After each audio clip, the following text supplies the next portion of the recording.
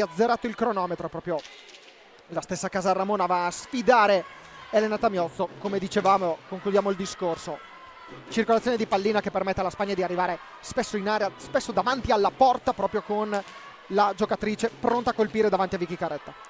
Esattamente, attenzione ora a questa uscita. In possesso della sfera, allontana Vicky Caretta, attenzione, la mette proprio sul... Gli occhi da quella pallina che sta tenendo d'occhio praticamente dall'inizio della partita. Attenzione, un altro gioco delle iberiche che stanno mettendo una gran pressione, traversa Silvia Coio, l'arbitro a dare il fischio, che arriva in questo momento. Parte Aina Florenza contro Vicky Caretta, non riesce a trovare la via della rete, ci prova con un giro porta, niente da fare. Italia delle tifose azzurre. Marta Pichero ancora, Veronica Caretta all'indietro, Aina Florenza ancora cerca di entrare in area, l'intervento con due giocatrici davanti all'attacco. Attenzione, la traversa numero... Il passaggio, ancora la Spagna che attacca, un'altra pallina messa in mezzo, un altro controllo difficile.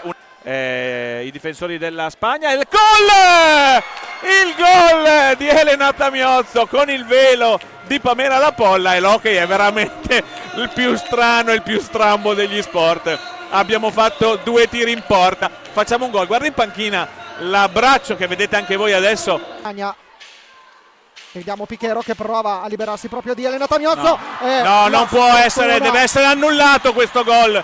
Non può essere considerato valido, la pallina si è alzata. Punta Francesca Maniero che la costringe ad andare dietro porta, ancora attenzione alla palla. Francesca Maniero è sola contro Sara Lollo, Francesca Maniero davanti. Ha dimostrato ancora in scia al match contro il Portogallo. Intanto attenzione, Terisco, più di una perplessità sul gol realizzato da Laura Puigeta. Intanto vediamo, attenzione alla parata di Veronica Caretta, doppio intervento di dietro porta, perché davvero rischiamo di vedere delle partite falsate. Mamma, una punizione pericolosissima con le tiratrici che ha la Spagna. Pallina messa, scolfiato sul collo, con le azzurre che si difendono bene. Ora c'è questa grande davanti ad Anna Ferrer. Nel primo tempo in porta c'era Anna Salvata, ancora Vicky Caretta. Anche se stiamo soffrendo in questa fase di gara, Sara Roces ha spazio, ancora alla fine della seconda parte di gara. Pamela Lapolla contro Pamela Lapolla, attenzione però a questo inserimento.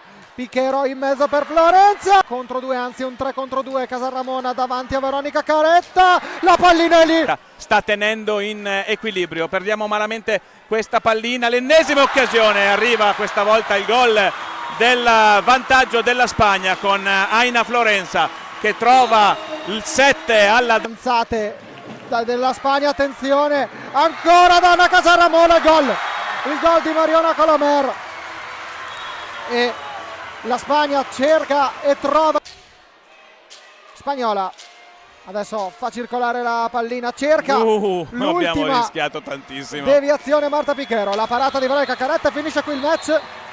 L'Italia perde 3-1 contro la